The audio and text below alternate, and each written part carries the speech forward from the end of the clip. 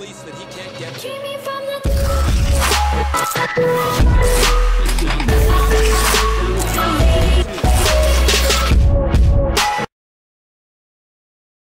Yo, what is going on, guys? We're playing some more NHL 17, doing another NHL 18 ratings prediction. We are doing the last of position players, probably the most interesting position of them all, center. And as always, I'd like to throw in some guys that didn't make this list, give a little bit of reasoning why. Guy like Mark Scheifele, who I think is going to fall victim to the whole young player with one whole great year situation, I believe, because it is his first point per game year. He's still a very young player. I think that keeps him out because of the whole, I don't know, the whole situation of the EA and not like in lower, younger players kind of deal. Make them earn their spot in a top 10 deal.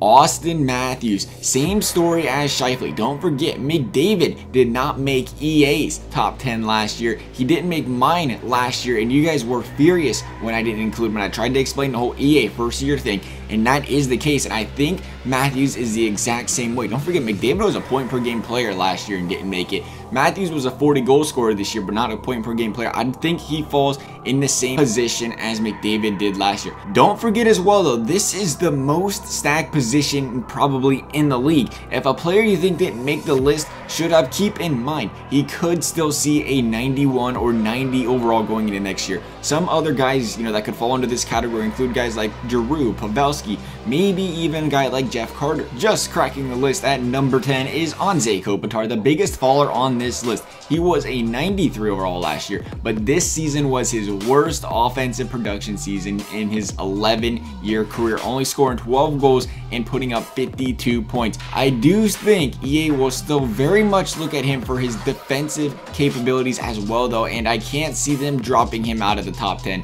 due to just one bad season. A couple in a row, maybe, but not just one. We're going to give him a 91 overall. Number 9 is Ryan Getzlaf. Getzlaf is walking a very tight rope right here when it comes to a video game overall. Not in real life, a fantastic player in real life, but his problem for a video game is the fact that he was a point per game player this year, but he only scored 15 goals. That does some damage to those shooting stats. EA already realizes this, though. I think that is why he was only a 91 overall going into this season. I think he stays right at that 91 overall again this year. Coming in at number 8 is Tyler Seguin. Seguin likely had a disappointing season by his standards. Same could be said about everyone on Dallas, quite honestly, but he still managed to have 72 points on the season and remains as one of the best centermen in the league, and we're going to give him a 92 overall once again this year. Number 7 is John Tavares. For the past 2 seasons now, he's been well under a point per game. Last year was his first, so I think he kind of got that free pass type deal from EA, but this is his second year, and this time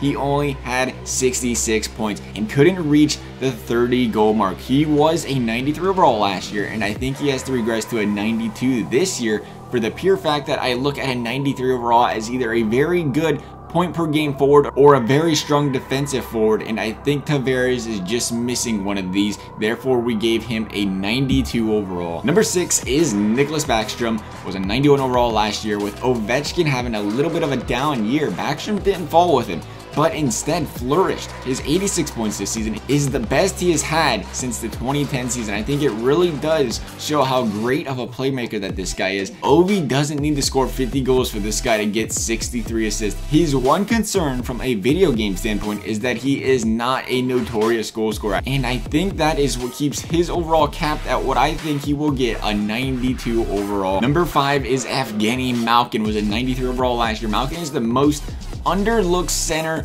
on this list, in my opinion. Yes, a top 5 player on the Pens. I just called underrated. It kills me to say it too, don't worry, but the guy is over a point per game nearly every year. His problem? He always likes to take a little bit of a vacation around All-Star weekend and gets injured. Only played 62 games this year, but he still amassed 33 goals, 39 assists with 72 points. Pretty strong candidate for 40 goals this season had he played all 82 games. But that's the story of Malkin's career. The last time he played over 70 games in a season was 2011, where he still only played 75 games, but he put up 109 points. Not bad, eh? He He's at that point in his career, though, that I think EA and others see him as they see him, and he isn't getting an upgrade, and it would be absolutely ridiculous if he were to get a downgrade. So we're going to keep him right at a 93 overall. Coming in at number 4, don't worry, we couldn't leave him out of the list 2 years in a row. Connor McDavid. This guy is a very tricky one, though, still coming into this year because of the whole young player thing. But if you remember from last year, I did not put McDavid really high on this list because of the whole way EA treats younger players thing, and I caught a lot of heat from you guys about it, but McDavid did not make EA's top 10 list either, as I already mentioned. This year, though, is his second year in the league and is already backing up all that hype, posting his first 100-point season of his career, and the only player to reach the century mark this season. Here's the thing, again, the years in the league thing has me holding back on him. No doubt he'll be at the top of the center list for many years in the coming seasons, but right now, only 30 of those points were goals, leaving you question, how much do you boost those shooting stats this early in his career? We're going to hold him here. We're still going to go, I guess if you want to say bold here, and we're going to give him a 94 overall. Coming in at number 3, I'm ready for this one. Johnathan Toews. This is going to be a tough pill for a lot of you guys to swallow. I already know. Here's the thing. This guy's never been an offensive powerhouse. Most points he's ever had in one season is 78. That's not the reason he cracks these lists. His two-way ability has and always will be the reason he makes it this high in the list. This year, though, he matched his points he had last year, 58, but he did have 8 less games played this year, which leads you to believe he was having yet another very good year. I bring up last year, though, because last year he was given a 94 overall, and if you compare last year to this year, it is hard to look at him and say he deserves some sort of a downgrade from the way he played from one year to the next. That is why I think he sticks at that 94 overall at number 3 on this list. Number 2 is Steven Stamkos. Stammer missed most of this season due to injury, but for those 17 games that he did play this year, he amassed 20 points. And we have mentioned before, EA does not punish players, at least the ones of the elite caliber, for missing a long time during a season. That being said, Stamkos did absolutely nothing in those 17 games this year for EA to even question lowering his overall from the year before. And because he was a 94 overall last year, I think he stays at that 94 overall rating again this year. Coming in at number 1 is Ryan Johansen. His 61-point season this year, by far the best in the NHL. Had an amazing season for the Nashville Predators.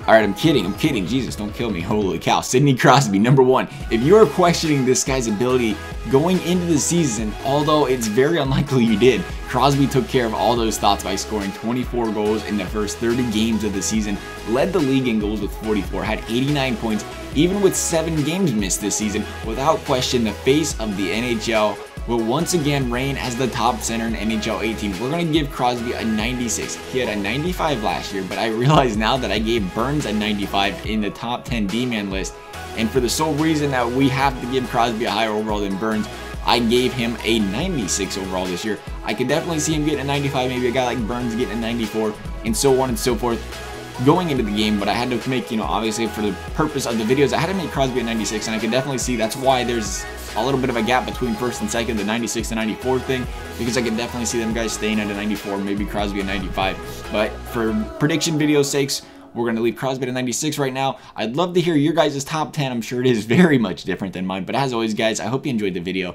Thanks for watching, and we'll see you next time.